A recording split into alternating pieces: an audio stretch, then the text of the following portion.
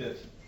Në kuadër të 3 muajve të mirë, Myftinia Shkodër ka organizuar sot tribunën fetare në ambientet e Hotel Koloseu në Shkodër. I ftuar në këtë tribunë fetare ishte Hoxh Tahir Zenel Hasani, i cili gjatë ligjëratës së tij solli këshilla dhe mesazhe fetare me vlerë për besimtarët. Ai u ndal gjithashtu edhe tek situata e rëndë në Gaza.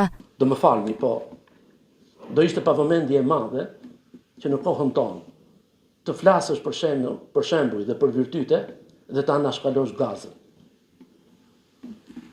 Personalisht e kam parë që në momentin e parë si një ajet prej Zotit. Dhe ti të shkosh me ajetën në histori, ndërkohë që e ke ajetin në moment, më duket pavëmendje e madhe.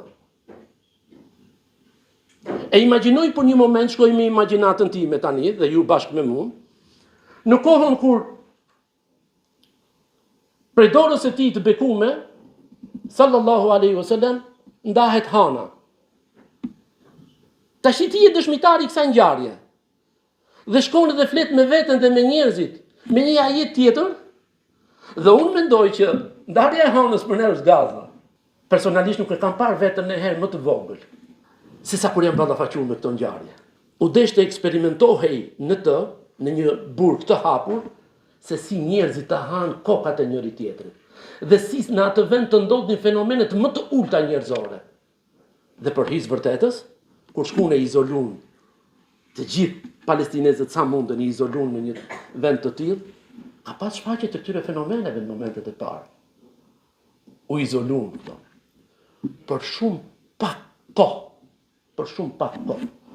U kthy në vendit me treguesit më të lartë dhe ne kemi nevojë ta hedhim veten dhe të bëhemi pjesë të projektit të Zotit që ka për njerëzimin, se ai ka krijuar dhe përsosur, ka caktuar dhe ka lehtësuar. Sabbih isma rabbikal a'la, alladhi khalaqa fasawwa, walladhi qaddara fahada. Muftiu i Shkodrës Imam Muhamet Sytari si dhe muftiu i Malësisë së Madhe Edmir Smajlaj vlerësuan kontributin e Hoxh Tahir Zenel Hasani në edukimin fetar.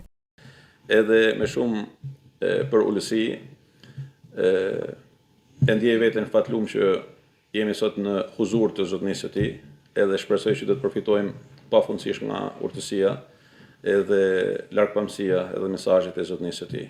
Mirë se ke ardhur në Shkodër, na ke zbukuru ditën edhe krejt këtë muaj të begat, edhe ke ardhur si një dallndyshe që lajmëron një Ramazan të marr. Shpresojmë që përfitojmë sa më shumë prej tij dhe profesorët i urojmë ligjerim të këndshëm, ligjerim të plot, ligjerim që përfitojmë prej këshillave të tij. Tribuna fetare u prit me interes nga besimtarët dhe u zhvillua në një atmosferë reflektimi dhe përkushtimi fetar.